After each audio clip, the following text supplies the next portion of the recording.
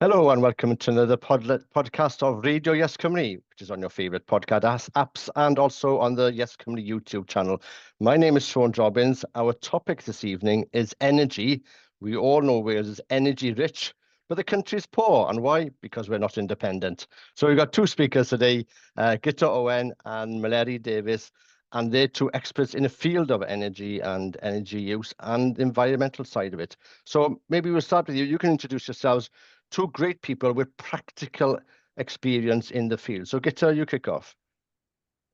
Diolch, Sean. Thank you. Yeah, I worked in energy, community energy, and also larger projects in renewable energy, but also now in hydrogen for best part of 20 years. And I agree with you. Yeah, Wales has got fantastic potential for creating wealth out of energy for ourselves.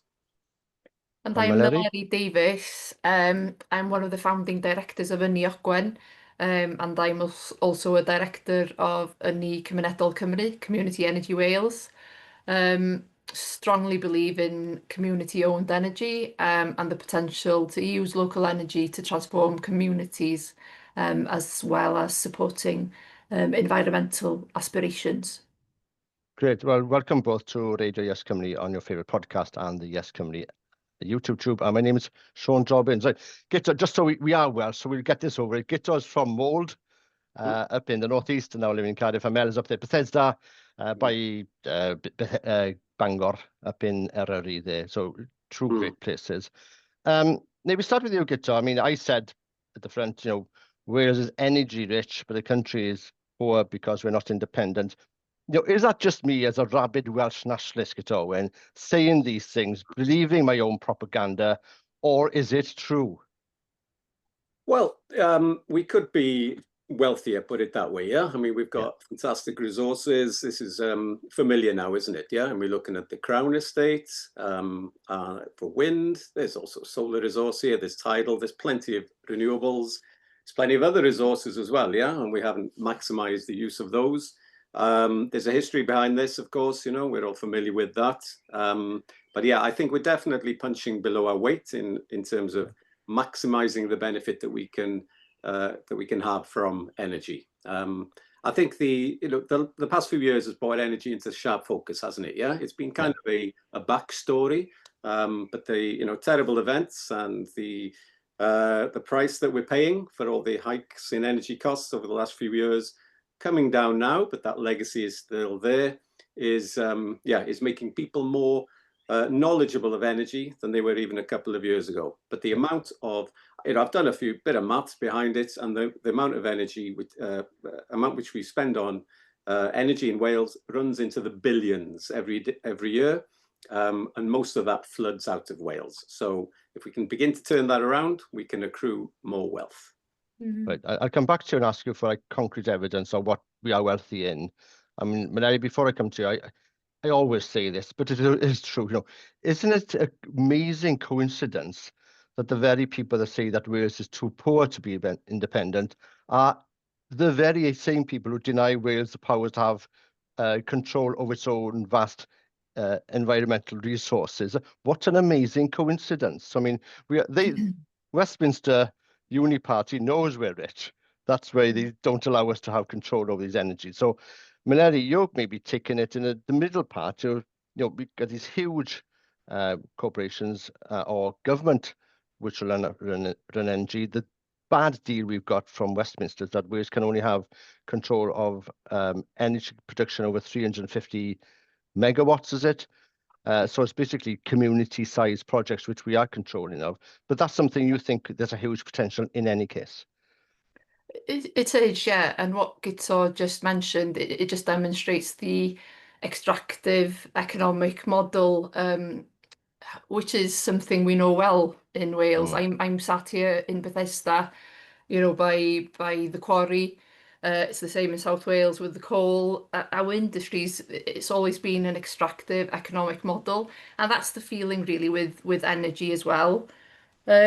Obviously, with Ynni Ogwen, it's a small scheme, 100 kilowatts project, but there's a lot of us across Wales, and there is an opportunity to kind of scale up scale across, work jointly. But there needs to be more acknowledgement actually to the value of these small projects. Larger scale projects are really important, but from a community perspective, the benefits that came from Ynni Ogwen has been massive, not just in terms of energy generation, but just that social wealth, community cohesion, tackling fuel poverty. You know, it's so kind of interwoven, the themes that's come out of that small energy project. And that just simply doesn't happen with the larger scale companies. It's just extraction, fuel poverty still happening, and getting worse. So yeah. And so with Ynni Ogwen, Ogwen is the name of the river which goes through Bethesda. So you basically tap the energy of that river with a community-owned resource, which is pumping money, keeping money in the area, but also using that wealth, and also just bringing people together. Such a very positive project which can be replicated across Wales. Well, exactly that. I mean, it's the ownership issue, isn't it? I mean, you own much of that project, don't you, Meleri, in Ynni Ogwen? And, you know, 100 kilowatts is substantial. And if you do 1,000 100 kilowatt projects across Wales, then you're into substantial energy generation. And that's just electricity as well, yeah? We've got to think of heat, and we've got to think of transport fuels as well. So, you know, energy and electricity are often conflated amongst people who shouldn't be conflating it. So electricity is just one part of the jigsaw, yeah? So we've got to look at it in the round, but we can tick a lot of the boxes across that, yeah, through ownership. And it's important to, the events and the expertise which has been built across Wales, we now realise how fundamentally important energy is, yeah? Not just for our own sectors, but for absolutely everything. It enables the entire economy. It enables this conversation to be had now, yeah? It enables you to store it on a server, on a data center, and everything else. So nothing happens without energy. So we need to realize how important it is within its own sector, but as an enabler for the entire economy. And the more ownership and control we have over that in Wales, the more I think we can derive the benefits. Yeah, and also I think the more we can bring local people on with it as well. So I think that's something we can maybe touch on later. So Guto, just before we go into the details, maybe just go to the top of the mountain and look down and tell us briefly, broadly, what kind of energy resources Wales has, which makes us such an energy-rich country. And we could be the Kuwait of Europe. Yeah, well, be careful with that. A small country which is energy rich. That's the point I'm trying to make. I mean, there are many energy rich nations across the world. Yeah, I mean, we're a small nation, but we are very energy rich for ourselves. But we have large demands next to us as well. So, you know, we're familiar with a lot of them. Yeah, there's plenty of wind on shore and offshore as well. The scale of those developments and who owns those, maybe we could touch on that as well. Who derives most benefits? There is reasonable solar resource. I mean, I'll be straight up. I don't think that necessarily huge wind farms and huge solar farms, which are owned by others, the best way forward for Wales. Yeah, in terms of deriving the benefits, they plug into the grid. And the grid is largely, the electricity grid, largely extractive as well, yeah?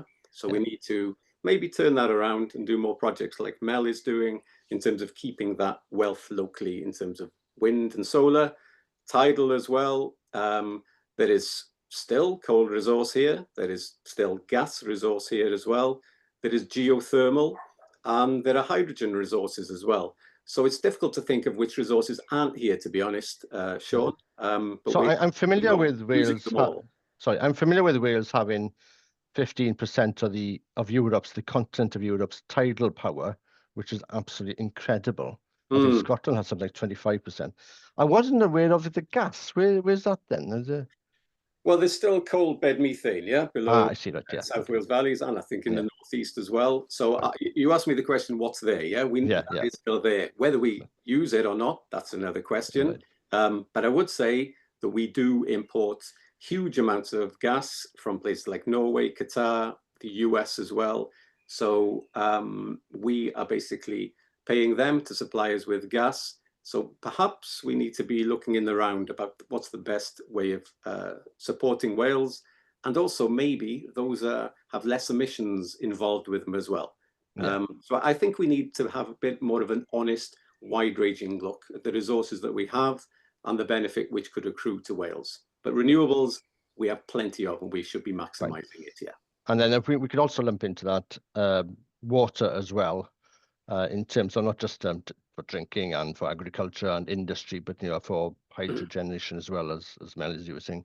Well, yeah, I mean, that's a good saying that. I mean, we have plenty of water, and you split water into hydrogen and oxygen, H2O. Oxygen is very useful, and hydrogen is this perhaps link between renewables, storing renewables, and decoupling from an extractive model.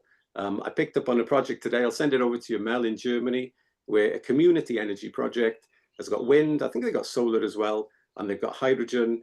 And they are building a hydrogen filling station at scale, and it could serve the community. Yeah, so these kind of largest projects can be done, but it keeps the wealth local, and ownership as well.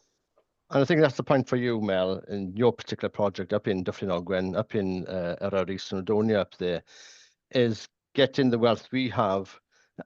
And isn't it so ironically, it's so often in the poorest communities, which have the richest resources, but they're the ones least off. So, I mean, this is what you're trying to turn around in Ynni Ogwen, and this is what I want with YesCymru for Wales to turn around as well as on a national project. Yeah, In terms it's also about keeping wealth locally, but also that kind of circular economy, and not staying in a standstill either. So since doing the hydro scheme, we have gone on to develop solar installations on community buildings. Partner Ogwen have a fleet of electric vehicles for community use, so it's tackling transport poverty. So it's being innovative all the time. I don't think we've cracked smart local energy systems in Bethesda. There is an energy local model which is up and running, but that needs to kind of scale up and be more common across Wales, really. But it's quite challenging for community groups to do that. I think you're touching on a really important thing there. So the regulations, as much as anything else. Now the regulations, we Ofgem are the regulator, and this is Westminster controlled. So it would be, and there are the occasional tweak, to the regulations, so you're allowed to innovate and deploy a new model, but it's a really slow beast to turn around, So if we want to have control, we need to be looking at the regulations, which allow me here to be, well, I haven't got a solar panel, but if I did, next door has, and I advise them on that, but they can't sell it to me, hardly. It goes via the grid, and then it's a really tortuous way of doing it. But there should be a more constructive regulatory regime, which gets really into the nuts and bolts of the way you do it, I mean, you got documents so high, which need to be addressed, but these are the fundamental, slightly boring things, to be honest, that we need to get a grip on in order to turn that super tanker or extractive model around, But projects like Ynni Ogwen and others across Wales, I know they're onto that. There's a campaign to do that, but it's a really slow thing to move forward, But it's a key thing which needs to be addressed if Wales can have more control. Yeah, and this is so important. And I mean, well, as I say, the Westminster uni parties know we are energy rich. That's why they're deliberately making sure we don't have the powers, because they think for some reason we'd be spiteful. And I mean, this is not the point. The point of having the control over energy is to make sure our communities are viable and they're keeping young people there and drawing people there to live and a good quality of life, and also to keep our unique language and culture going as well. This isn't to sort of spite people next door. It is, and to be honest, Sean, I think the energy comes kind of above that, in a sense, above the politics, because it's so important to keep the lights on, and keep people warm. So we're seeing a bit more common sense at a European level now, in terms of the trade and cooperation agreements, and energy is a key one of that. So if a part of the world has a lot of energy and a next door neighbor needs some of that energy, there's an agreement to be had, I think, and it could be very pragmatic about it as well. Yeah, and nobody's talking about taking control of Norway because we want their gas. So I mean, there's no reason for why Wales can't have that power. Powers which Scotland has more of, certainly in terms of Crown Estate. Mel, just to tell people as well, so Bethesda is a village town, 5,000 people, and it's quite a small place. So if you're living down in the south in Glamorgan and Gwent, it's very, very similar to Valley communities, almost exactly the same, just different accents. So that's the kind of place we're talking to. We're not talking about somewhere, where there are loads of money flushing about the place. It's not Silicon Valley where there's just people, just money, just chuck about. We're talking about a community-led thing with some active, intelligent people taking the lead, doing the hard, boring work, as Guto says. So this is doable around Wales, but I don't know how much is it still dependent on getting, talk about 3 or 4 very active people, an ecosystem there, and another 10, 20 fairly supportive people, and then you want to, this is we're down to basically luck, isn't it? Damn why not hap, that someone like this gets them together, like in Bethesda. And what happens, down here in Dyffryn Treidol and Aberystwyth is very sparsely populated, or different Aeron, again, fairly, if you don't have those people, it doesn't work. And that's, to me, is crazy. We're living, giving something so important, as Guto says, a chance that you happen to have half a dozen dedicated people with time and resources to put something. And so, I mean, is there a better way, Meleri? Maybe you are working in a better way, which isn't down to just luck. There's some good people are living in some villages. Well, the people, that's just part of the issue, really, because it's really challenging because volunteers, they give their time after work to develop this kind of project. It's a labour of love. There's so many hurdles and obstacles to overcome. You need land agreements, heads of terms, you need all the consents, the abstraction licence, you need all the kind of habitat and ecological surveys. There's a lot of plates spinning in the air when you're developing this kind of project. And then that's without talking about the business case and the business plan. And that's what's really challenging for new groups now. When we were developing Ynni Ogwen, there was something called the feed-in tariff. So for every kilowatt hour of energy that we generate, we get 8.6 pence per kilowatt hour of feed-in tariff. And that was the basis of our business model. The amount of money we get for exporting our electricity, that's an added bonus to the feed-in tariff. So to develop feasible projects now, it's increasingly really difficult. So that's why we have to turn to that kind of local use aspiration, really. How can we sell and keep the power local, not export it, use it within our communities? So just to come back to your question, yeah, it's really challenging, and it does come down to a small group of people at times, but we do have the skills and knowledge, and people should not be afraid of going for it. Well, I mean, this is the... Sorry, Guto, you carry on. There are some support mechanisms, aren't there, Meleri, across Wales? But Yes. I think it's fair to say it could do with a bit more, capacity in terms of providing the expertise, the knowledge on setting up a company and the like, and that to be done across Wales as well, because if I can put it this way, we're up against, I mean, it's not a them and us thing, but in a sense it might be huge companies, some of the biggest companies who are around there, who are staffed up to their eyeballs. So it's really difficult to compete against that, when it gets into planning and all the regs and all the other stuff. So a bit more capacity and support in Wales would go a long way, I think. Yeah, and I think that's the point to me, because Mel touched on it. And as you say, Guto, if you then have a company, company X with all the staff, all of the money, they can just chuck it. I know some big projects need a lot of money up front, they're not necessarily doing it's what they do. Of course, and it's a business model, and a business model works, and of course they want a return, which is fair enough for a business.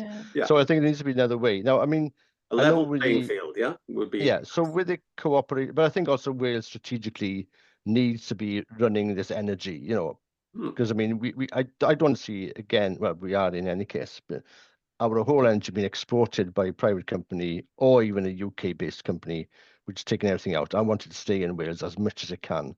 Ironically, I was in Romania a couple of weeks ago and on a guided tour, and this is what a man there felt. He wasn't a big fan of communism, Ceausescu at all, but he'd felt since he'd left, that the country had lost its natural assets because they'd privatized everything, and he wasn't in any way wanting Ceausescu back. But there was a feeling in the country, and maybe that was part of the vote, which was recently, which is very close, that they'd lost their assets. to people they had no control over. And I think that's and I think with rise of the right and stuff, I think that's feeds into a general malaise, I think, which people are unhappy with something, but they don't put their finger on it, and think that's part of it. It's not I just want to say there's, sorry, the Plaid Cymru and Labour agreement at the beginning of this Senedd was to set up Ynni Cymru, which is, and you know more about this, Mel and Guto, than I do, was, I presume, was some kind of a proto company to look at developing local energy in Wales. I mean, I haven't heard much of it since then. Is this something we should be working on? And you know, there's an assembly, there's a Senedd election in a year's time, May 2026. Is again something which we should be putting on the agenda. Yeah, it's really important that Ynni Cymru exists. It was part of the cooperation agreement between Plaid Cymru and Labour. It needs investment. At the moment, they have a £10 million fund open. Again, 10 million. 10 million. That's all. That's all. Oh yes, see, Chris on it. Okay. I think it's a lot of it is laudable in terms of its giving funding towards piloting. Smart energy, smart local energy systems, is it? So that people can learn and get to know new tech as well. So there's 10 million will not change Wales, but it gives some learning, to take us to the next step as well. Okay, so but you think this is something which could be built on, and would you like to see more of it in the next Senedd? I think it's one part of the jigsaw. It's that learning and the capacity thing behind it. Now the challenge is extrapolating that, and building it up and scaling it across Wales. But I go back, if we look back and you're looking about this extractive model and the big companies, Wales was built, well, modern Wales, on local electrical and gas companies. These were all owned locally. A lot of the resource was local as well. And then the whole caboodle was nationalized, and now it's pretty much a private monopoly. So it's gone wrong along that journey somewhere. So in a sense, we need to be getting back to where we were, local energy companies, many of them distributed across Wales, and have that ownership, albeit with this wonderful new technology that we have as well. So it's a bit of a back to the future, but we have to have that ownership of that agenda before we can do that. I like that, back to the future. I mean, just to chuck this in, I mean, there is another segment of society we haven't touched on. We've touched on the Senedd, we touched on your multinationals taking stuff over, and community-led projects like Mel is part of in Ynni Ogwen. But we haven't discussed county councils, who are the very unfashionable part of any kind of government. I mean, and is there a role for them? They do have a bit more capital. They do have a bit more staff and stuff. I mean, not as much because there's been so much austerity, but should we not? I mean, but I mean, is that something which we should be using more of? Is more local than the Welsh government, but a bit more maybe fat in terms of the staffing and capacity than just starting everything from scratch with a local group.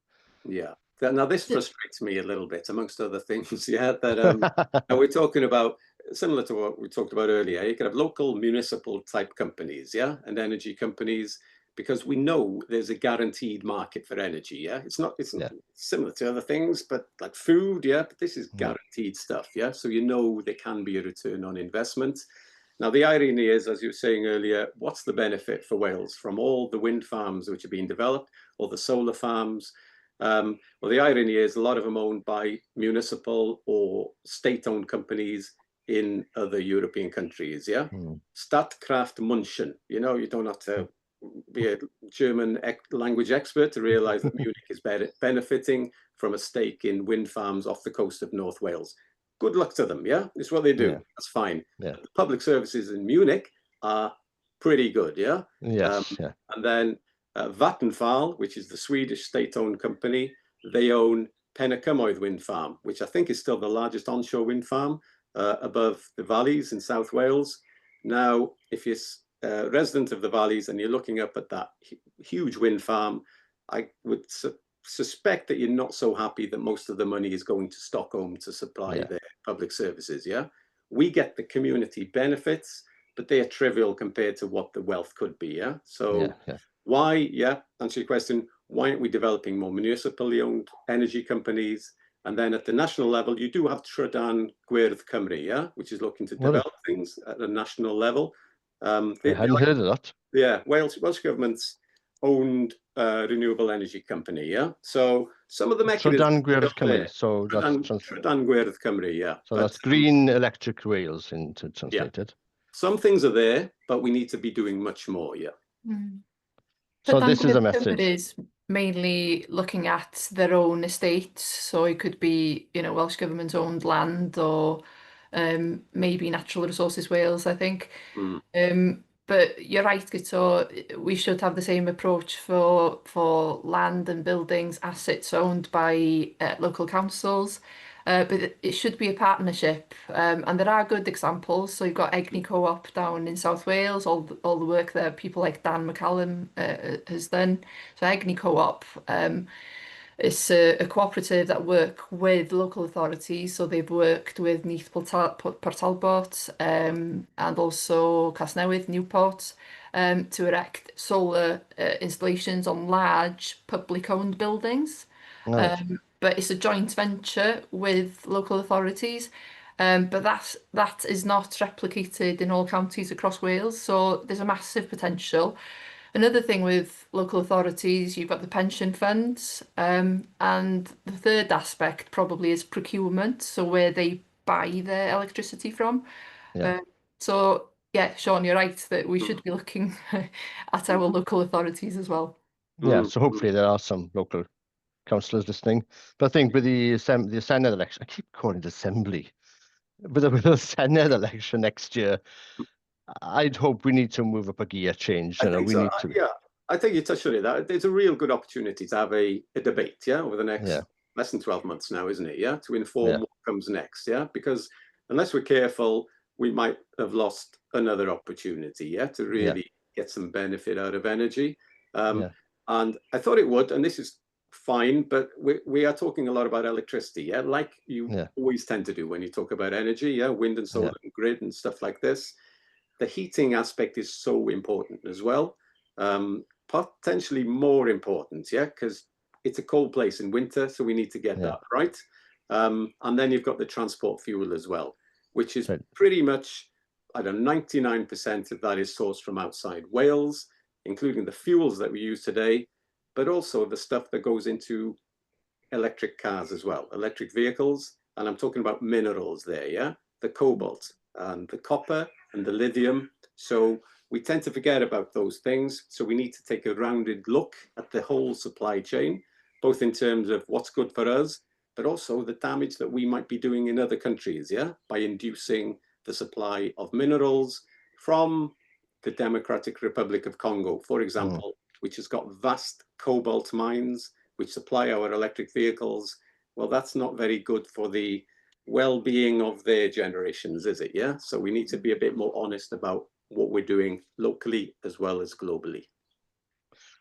I mean, I know, Guto, you're big onto hydrogen as well, which is something I don't really understand or know much about, and possibly I'm not the only That's all one. you need to know, you know. Yeah, well, it's a bit more than that, because it's not. I'm not drinking the sun going as well, so it's really good stuff. So in big writing, dim squenny sound, you know, no joined up writing. How do you explain to an idiot like me hydrogen? How do you get the water running through, you know, different Ogwen there to make it into hydrogen, which we can then, you know, power cars or whatever? Well, yeah, I'm not sure whether Dyffryn Ogwen's on the. Is it on the gas grid, Mel? Parts of it, yeah. Yeah. Yeah. Some communities are off grid, but the main town there is grid. Yeah, I mean that parts of Wales, quite a lot of Wales is not on the gas grid. Yeah. However, and I'm saying this because you can put hydrogen, and some measurements are being made, and the technology is being advanced by the utilities. You can put hydrogen into the gas grid, yeah, to decarbonize the gas grid. You can also, and I forgot to mention this earlier, put biomethane into the gas grid as well, yeah? Now, biomethane is the same molecule, the same gas as the gas that you are using in your home in Aberystwyth, Sean, yeah? So it's a direct substitute, but you can also have hydrogen in the gas grid as well, yeah? So you can, we talk about decarbonizing the electricity network, which is really important, although be careful that you're not just extracting that electricity.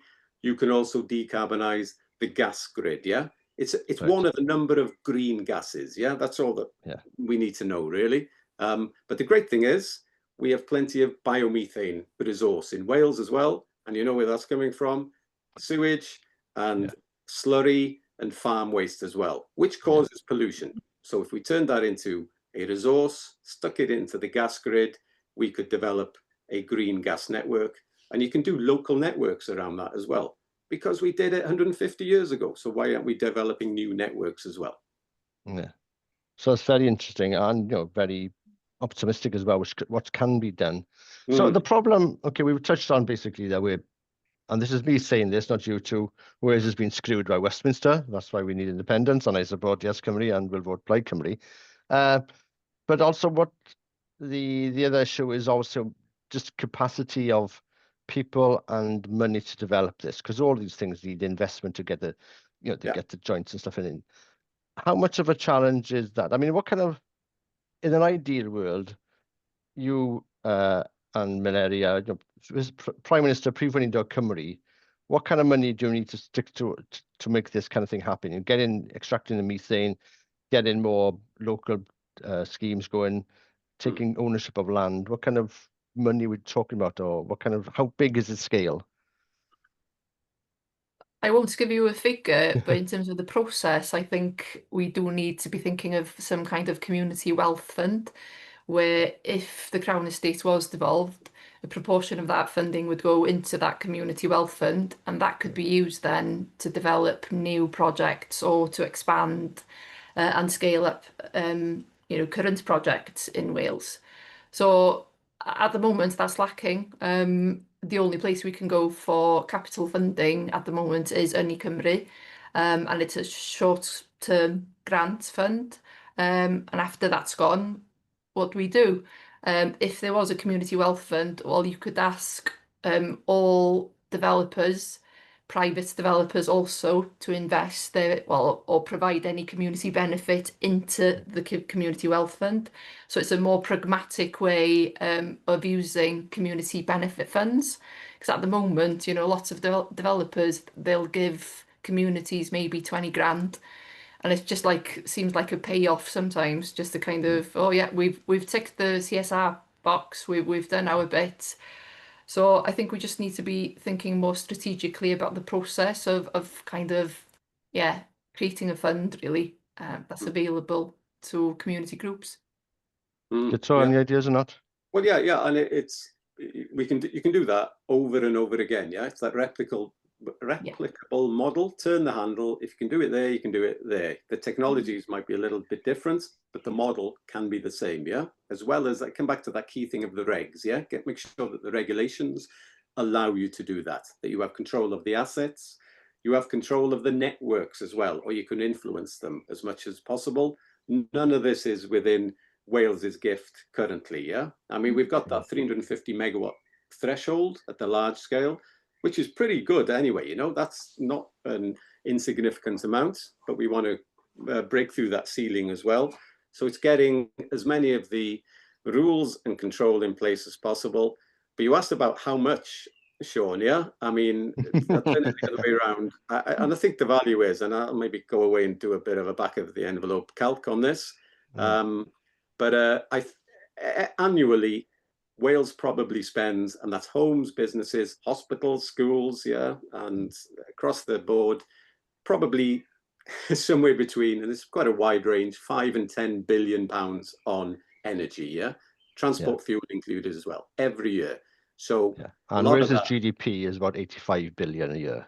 Yeah, it's a massive slice, yeah. So if you can begin to turn around that with investment, there's capital within Wales, yeah. We have funds which are available. We don't have to do it all at once, but we can learn how to do it, prove that it works, and then you build it up from there, because we know there's a guaranteed market for it. We haven't even touched the export markets yet, yeah, for our products, our resources.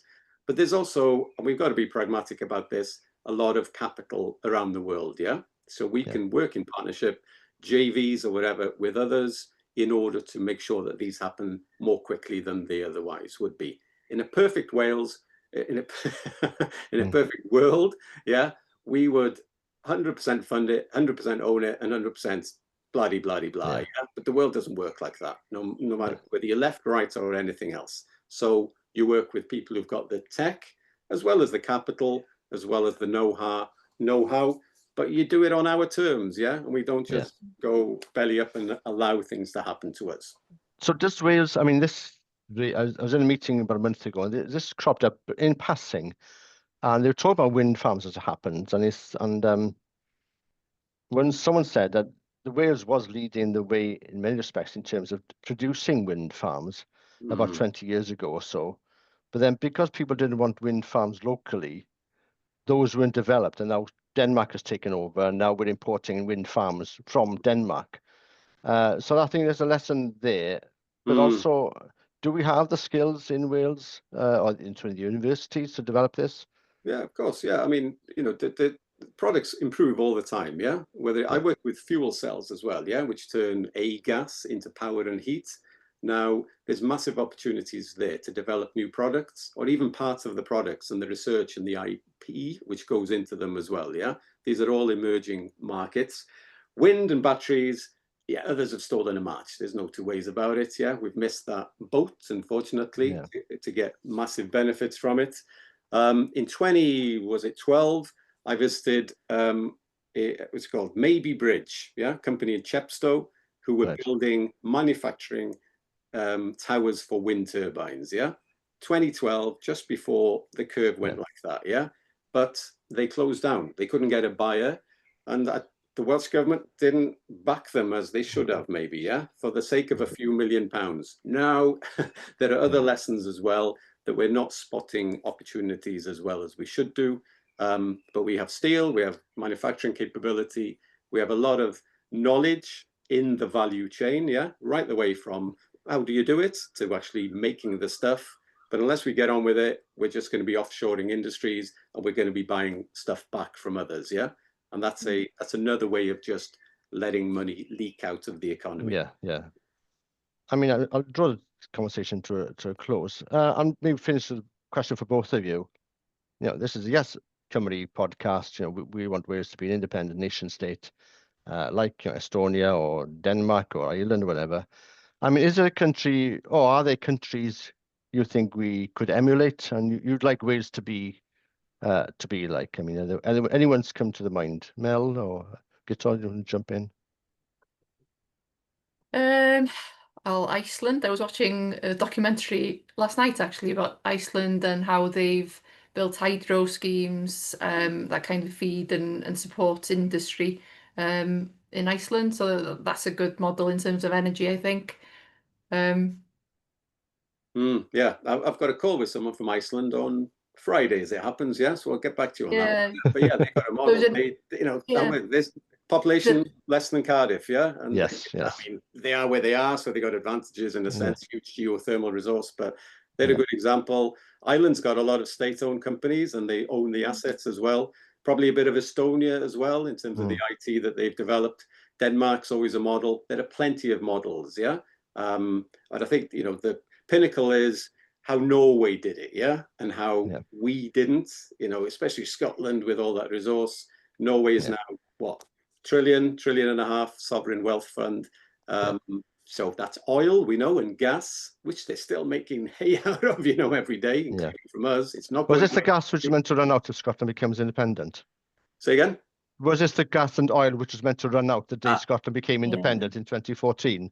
Well, miraculously hasn't under the lies from Westminster. But the principle applies to other energy sources, that the wealth is there and you can accrue substantial long-term benefits from it. Great. Well, Mel Owen, Meleri, Guto Owen and Meleri Davies. Sorry, getting the names picked up. Thanks for making the time to talk to me, Sean Robbins, here on Radio YesCymru. Remember, there's loads of discussions we got on the podcast and on the YesCymru website to do with independence and issues around that. But to summarise, Wales isn't too poor to be independent. We have huge resources. We also have the skills, which is good to hear, Guto Owen. Nationally, if you like, into the technical side, but also as Mel shows with the work she's doing up in Bethesda, locally, you know, there are people in communities who could be working on this.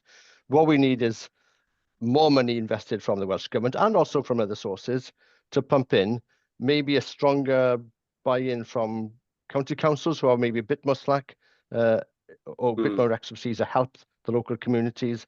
We need to look at the boring systems part. So selling and using the energy we produce is made. Looking at new ways. I'm very excited about using methane from farmers. You know, this would be a godsend for the farming community, another big asset for them. But what we ultimately need is the vision and the independence of spirit, community and individual, but as a nation, and to control the powers. We've been screwed. We're screwed with slate, with coal, with water. I mean, this has to stop, boys. And the only way that stops is if we take control ourselves of our own vast natural resources. And very interesting conversation. Turner's from, and you can tell I'm a Liverpool fan because this is the Jurgen Klopp phrase, from doubters into believers, yeah? And then maybe we can get those benefits. Yeah, turn the doubters into believers. Well said, Jurgen Klopp. Great. Diolch yn fawr i chi. Thanks for making the time to speaking to me, Sean Robbins, on Radio YesCymru. Diolch. Diolch.